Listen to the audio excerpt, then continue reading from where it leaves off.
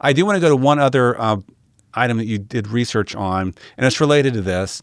And it's good pushback against my stablecoin enthusiasm, okay? Oh. My stablecoin enthusiasm has been about, it's going to increase demand for dollars and dollar dominance is strengthened. It's one thing Trump is doing right for dollar dominance.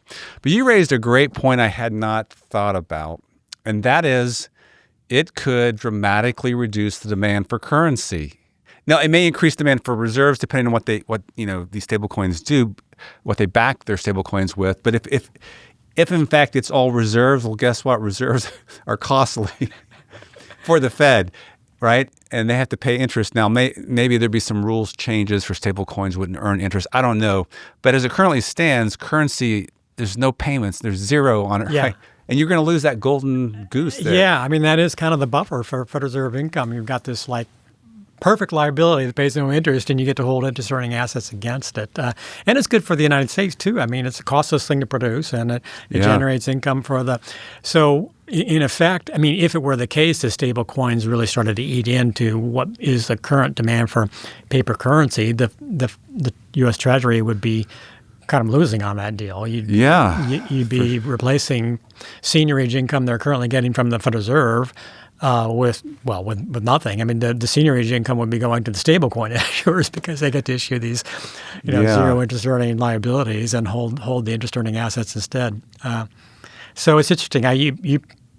I'm sure are acquainted with the history much better than I, but this idea of who gets to issue the thing that's the medium of exchange. Is it narrow banks or is it free banks? Is it national banks? And so now we seem to be landing on at least one corner of it where a type of medium exchange is issued by a new type of non-bank entity, subject to some requirements. Well, I think the horse is out of the barn. I think stablecoins are happening. They're going to continue to happen. The Genius Act, makes it even more official. So these things are going to happen. It'll be interesting to see how does it affect the demand for currency because overseas that's been a big thing, right? It's a big deal. Yeah. I mean, I don't really know that much about stablecoins, but I would think if you were a stablecoin issuer and you looked over at the Federal Reserve and saw they've got this whole bunch of currency outstanding, you might want to try to think of things that would market it to people who are holding currency instead. So. Well, maybe there will be people who still want to hold physical currency for privacy reasons because even though stablecoin is on the blockchain, and you can't see a name, but there is decreased privacy relative to physical currency. So maybe there'll be some of that, but maybe not. But to me, I do see that the appeal of stable coins. I mean, peer-to-peer transactions overseas, not constrained by some bad government. In a way, the threat to U.S. currency might be almost broader than stable coins. I mean, just the whole evolution in the payment system that allows payments and Venmo and all kinds of these apps.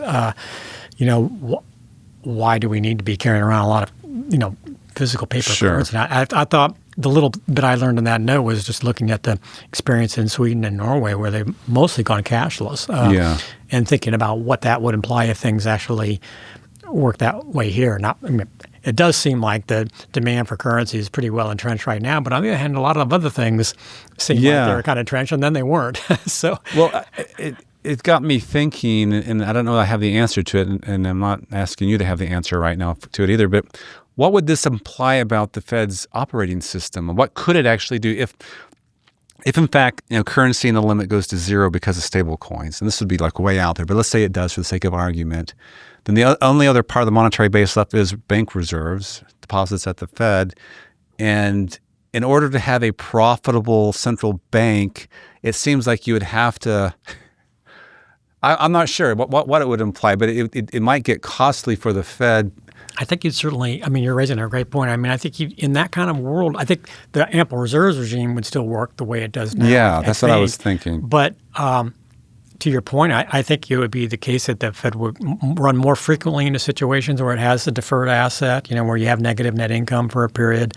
It would probably have to be more careful about what it invests in to make sure that it's, or hopefully to invest in things that are longer term and likely to earn a positive spread relative to the interest rate on reserves. But it would be a bit of a different world. Well, on one hand, I could see it as an argument to keep an ample reserve system, but because you'd have this variance and sometimes you'd have losses, it might be an argument to shrink the balance sheet. Like you're going to have losses maybe no matter what with stable coins.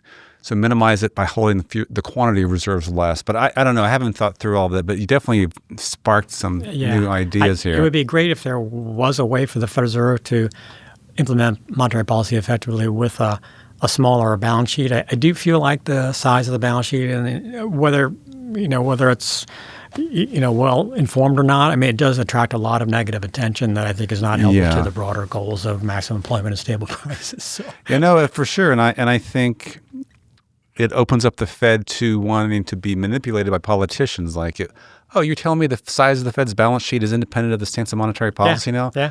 Why don't we, do things with that? Yeah, That's the danger I see more than anything. So.